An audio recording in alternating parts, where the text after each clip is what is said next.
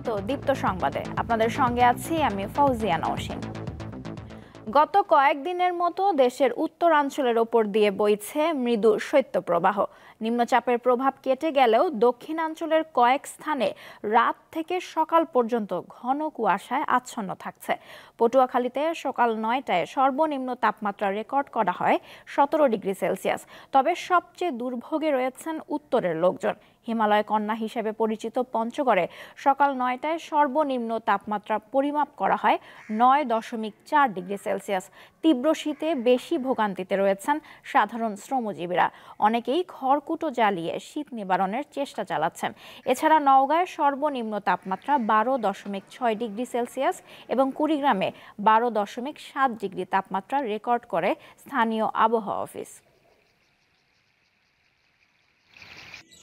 উত্তরের শীতের আরও খবর জানাতে এবারে পঞ্চগড় থেকে যুক্ত হচ্ছেন সহকর্মী গোফরান বিপ্লব।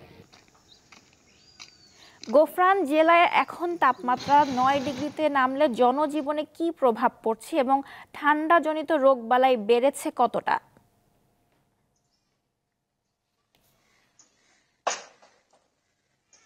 জি নওশিন, সর্ব উত্তরের জেলা পঞ্চগড়ের উপর দিয়ে দ্বিতীয় ধাপে মৃত্যু শৈত্যপ্রবাহ প্রবাহিত হচ্ছে।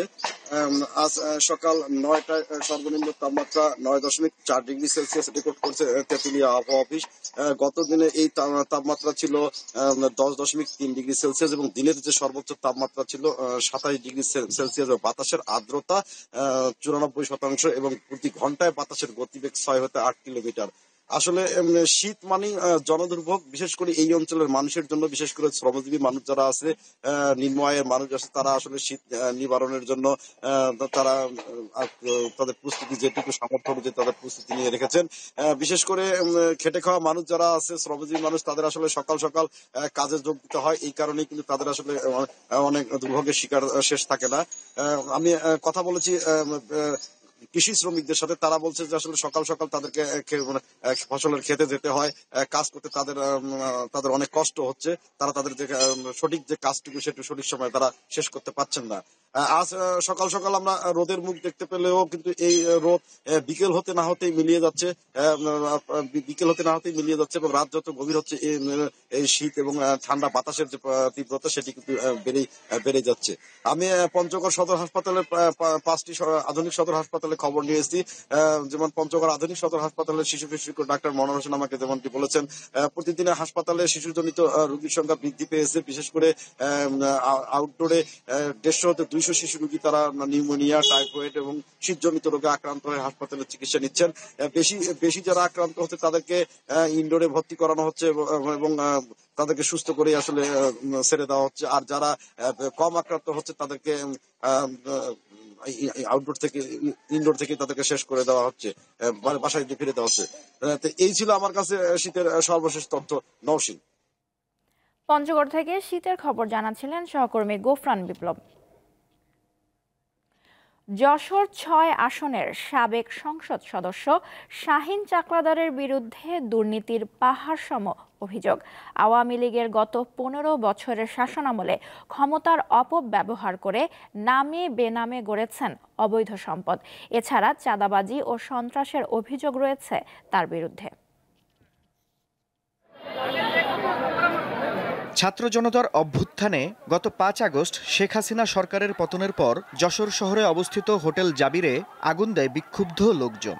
শহরের সবচেয়ে উঁচু ১৭ তলা ওই ভবনটির মালিক যশোর জেলা আওয়ামী লীগের সাধারণ সম্পাদক ও সাবেক সাংসদ শাহীন চাকলাদার, যার বিরুদ্ধে রয়েছে অবৈধভাবে জমি দখল করে ৫ তারকা হোটেল নির্মাণের অভিযোগ। এছাড়া হত্যা, প্রতিপক্ষকে উচ্ছেদ, টেন্ডারবাজি, চোরাচালান নিয়ন্ত্রণ, নিয়োগ বাণিজ্য, পদ বাণিজ্য, এমনকি ওসিকে থানায় বোমা নিক্ষেপের পরামর্শ দেওয়ার মতো কাজের অভিযোগও আছে তার বিরুদ্ধে। সাইফুল্লাহ, আপনি এখন রাত্রি থানায় বোম মারেন, একটা মারায় ওর নামে মামলা করতে হবে, পারবেন? আপনি থাকলে গুলি করতে হবে, কোন জায়গায় করবেন? দেশে বিশাল অবৈধ সম্পদের পাশাপাশি মালয়েশিয়াতেও সেকেন্ড হোম করেছেন শাহীন চাকলাদার। কিশোর গ্যাং লালন সহ জেলায় 12টি সন্ত্রাসী দল গঠনের অভিযোগও রয়েছে তার বিরুদ্ধে। তার রাজনীতির ধরন, তারপর তার স্ট্র্যাটেজি, সবকিছুই কিন্তু মাফিয়া পলিটিক্স। প্রতিদিনই এরকম ২-৫টা ঘটনা যে ছুরি বা চাকুর প্রভাব এটা ছিলই। তো তারা এটাকে প্রত্যক্ষ এবং পরোক্ষভাবে মদত দিয়েছে। স্থানীয় রাজনীতিবিদরা জানান, বিগত সময়ে নিজের রাজনৈতিক পরিচয় ও ক্ষমতার অপব্যবহার করেন শাহীন চাকলাদার, যা যশোরের রাজনৈতিক অঙ্গনে নজিরবিহীন। সেক্রেটারি হওয়ার পর থেকেই তার আর ধরে রাখা যায়নি। সে এমপি হয়, সে উপজেলা চেয়ারম্যান হয় ভোট ডাকাতি করে, জমি দখল থেকে শুরু করে সব কিছুই সে করেছে। সে হাজার হাজার কোটি টাকার অবৈধ অর্থের মালিক হয়েছে। দুর্নীতি দমন কমিশনের আবেদনের প্রেক্ষিতে সম্প্রতি শাহীন চাকলাদার ও তার পরিবারের সদস্যদের দেশ ত্যাগে নিষেধাজ্ঞা দিয়েছে আদালত। তবে 5 আগস্টের পর থেকেই পরিবারসহ আত্মগোপনে আছেন শাহীন চাকলাদার। দীপ্ত, বার্তা কক্ষ। চাঁদপুরে লাইটিং পদ্ধতিতে ড্রাগন ফল চাষ করে সফলতা পেয়েছেন উদ্যোক্তা নাসির উদ্দিন সরকার। তাকে দেখে আগ্রহী হচ্ছেন অনেকেই। আগ্রহীদের সহযোগিতা করছে কৃষি বিভাগ। চাঁদপুরের মতলবে প্রায় 12 একর জমিতে রাতে এমন আলো জ্বলতে দেখা যায়। এখানে রয়েছে প্রতিটি 15 ওয়াটের 2000 বৈদ্যুতিক বাতি। এমন মনোরম দৃশ্য দেখতে প্রতিদিন অনেকেই ভিড় করেন। তবে এ বাতি শখের বশে নয়, জ্বালানো হয় ড্রাগন ফলের চাষের জন্য। উদ্যোক্তা নাসির উদ্দিন সরকার জানান, দিনের দৈর্ঘ্য কমে গেলে শীতকালে ড্রাগনের ফুল ধরে না। মার্চ মাসের শেষে ফুল ধরে। তাপমাত্রা বাড়লে ফল বড় হয়। জুন মাস থেকে বাজারে ড্রাগন ফল উঠতে শুরু করে। পাওয়া যায় নভেম্বর মাসের শেষ পর্যন্ত। সূর্যের আলোর ঘাটতি মেটাতে বৈদ্যুতিক আলোর ব্যবহার করছেন তিনি। এই লাইটটা যে বছর লাগাইছি সেই বছরই সেই 6 মাসে এই লাইটের টাকা আমার রিকভারি হয়ে যেতেছে। That's good. এই লাইটটা আমি আরো 10 বছর এভাবেই চালাতে পারবো। নাসির উদ্দিন অক্টোবর থেকে ফেব্রুয়ারি মাস পর্যন্ত ভোরে একবার এবং সন্ধ্যায় একবার 3 থেকে 4 ঘন্টা লাইটগুলো জ্বালান। লাইটিং পদ্ধতিতে স্বাভাবিক সময়ের থেকে ডবল উৎপাদন হয়। লাইট পদ্ধতি ব্যবহার করে ড্রাগন চাষ এলাকায় বেশ সাড়া ফেলেছে। এতে আগ্রহী হচ্ছেন অনেকেই। আসছি ড্রাগন ফলের বাগান দেখতে, তো দেখলাম ভালোই লাগলো। চাষ কেমনে করে এটি দেখলাম, বুঝছেন, দেখে এরপরে মনে করেন কেনাকাটাও করছি, মাঝে মাঝে কিনা নিছি, খাইছি, ভালো। কৃষি কর্মকর্তা জানিয়েছেন, লাইট পদ্ধতির চাষাবাদে ড্রাগন উৎপাদন 2 থেকে 3 গুণ বাড়ে। এতে আমদানি কমানো সম্ভব হবে। এখানে নতুন নতুন উদ্যোক্তারা এখানে আকৃষ্ট হচ্ছেন এবং আমরাও মোটিভেশন ট্যুরগুলো সেখানে করতেছি, কৃষকদেরকে নিয়ে যাচ্ছে, উদ্যোক্তাদের নিয়ে যাচ্ছে, যাতে তারা এই পদ্ধতিটা দেখে আরো বেশি আকৃষ্ট হতে পারে। তিনি জানান, ড্রাগন একসময় সুপার শপের ফল ছিল, যা এখন খুবই সহজলভ্য। দীপ্ত, বার্তা কক্ষ। ইসরায়েল ও হামাসের মধ্যে গাজা যুদ্ধবিরতি এবং জিম্মি মুক্তির চুক্তিতে পৌঁছানোর আলোচনা 90% সম্পূর্ণ হয়েছে বলে জানিয়েছেন একজন জ্যেষ্ঠ ফিলিস্তিনি কর্মকর্তা। আগামী কয়েকদিনের মধ্যে 3 ধাপের যুদ্ধবিরতিতে উভয় পক্ষ সম্মত হতে পারে। রোববার এক প্রতিবেদনে এই তথ্য জানিয়েছে ব্রিটিশ সংবাদ মাধ্যম বিবিসি। আলোচনার সঙ্গে জড়িত ওই কর্মকর্তা জানান, যুদ্ধবিরতির প্রস্তাবে গাজা ইসরায়েল সীমান্তের দৈর্ঘ্য বরাবর কয়েক কিলোমিটার প্রশস্ত একটি বাফার জোন তৈরির সম্ভাবনার কথা বলা হয়েছে। ইসরায়েল ওই এলাকায় সামরিক উপস্থিতি বজায় রাখবে বলেও উল্লেখ করেন ওই কর্মকর্তা। চুক্তি প্রস্তাবনায় ইসরায়েলি জিম্মিদের পর্যায়ক্রমে মুক্তি দেওয়ার কথাও বলা হয়েছে।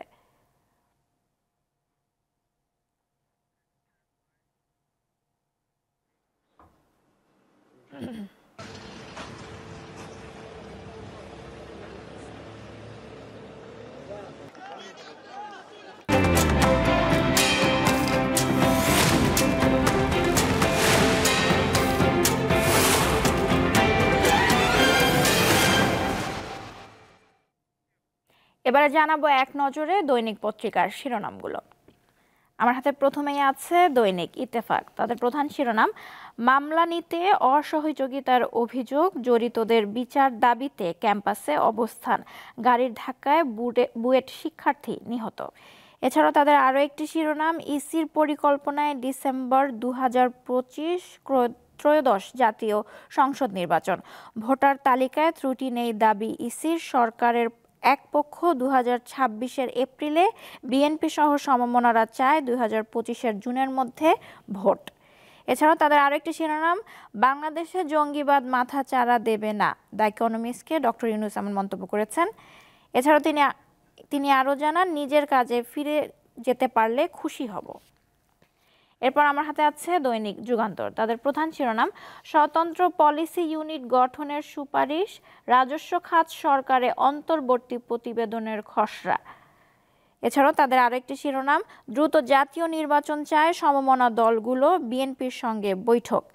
এছাড়াও তাদের আরেকটি শিরোনাম, জনশক্তি নামে রাজনৈতিক দল গঠন নিয়ে আলোচনা হয়নি, জাতীয় নাগরিক কমিটি।